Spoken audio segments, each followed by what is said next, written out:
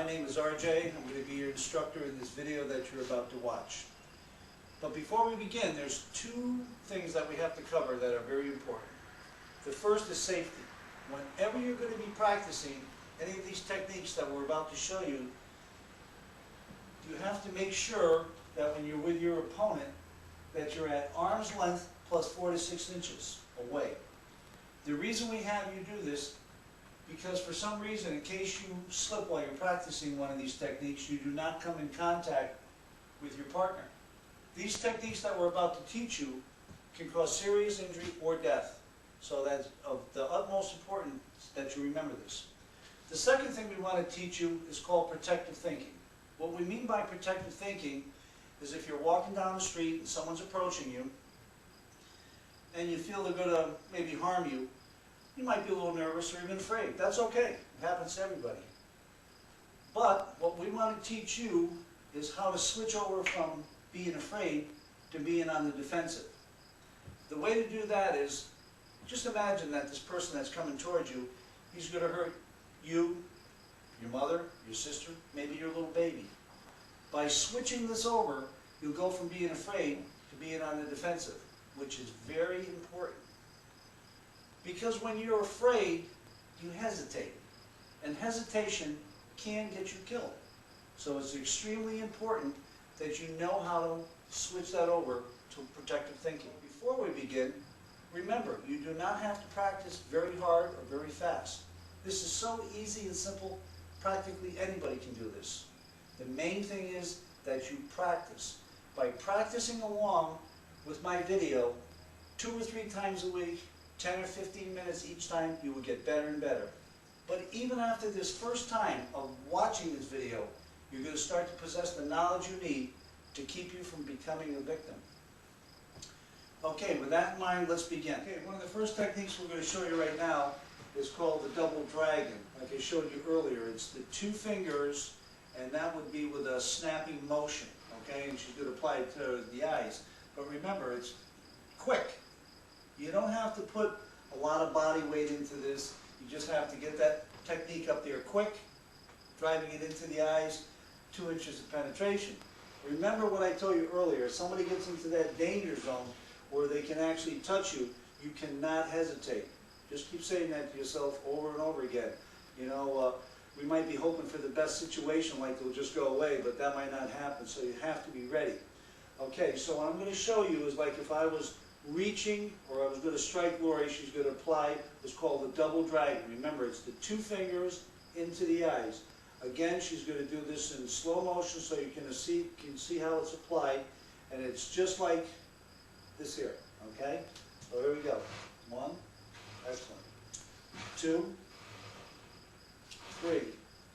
Remember, you would go for 2 inches of penetration beyond the eye. The next one we want to show you is cupping the hand. This is the air strike, all right? And like I said earlier, you have to try that a couple times on yourself so you can appreciate what it feels like. Again, this would be a snapping motion. If you were to strike anybody in the ear like that, you would break their eardrum. They wouldn't know where they were, you know, so you'd be able to just walk away. Okay, so what she's going to do is show you that 3 times slowly. Again, if you feel that you have to get a little closer to your partner to try this, extreme care. You know, I can't emphasize that strong enough. I mean, you could actually break their eardrum just by applying this a little too hard. Okay, so it'll be 1, 2, 3. Like I said, the cupping, not keeping the hand open. You don't want to do that. You want to cup it. Very easy. All right, when you feel that, you're going to try that a few times. Simple, calm, and key can be a deadly weapon. First thing we're going to show you is a strike to the eye. Strike to the throat. If you notice, when I strike, turning it, solar plexus, turning it, even to the nose, turn it, or the side. You can see that with just a little bit of force, it's very effective. Another very effective move that will stop a person in their tracks. Behind the ear. You can put it in the ear even, and twist it when you put it in. Behind the ear, twist. In the ear, twist. Another thing, if someone's grabbing you, you can use the key, push, twist. Doesn't take a lot of force even, just push and twist. That's a simple key. To grab you from the front around the neck. First we're going to show you this in slow motion, and then Lori's going to do it a little bit faster so you understand how this technique works. I'm going to walk you through it by explaining to you what's happening. If someone was to grab you by the throat, the first thing you would do is bring both arms up between theirs, double hammer first to the eyes, elbow to the chin, chop to the neck, knee to the groin. Now we're going to do that a little bit faster, but remember, practice this over and over. You'll get very good at it after a while. I won't even narrate this, I'm just going to show you what her instinct would be if someone was to grab her by the neck.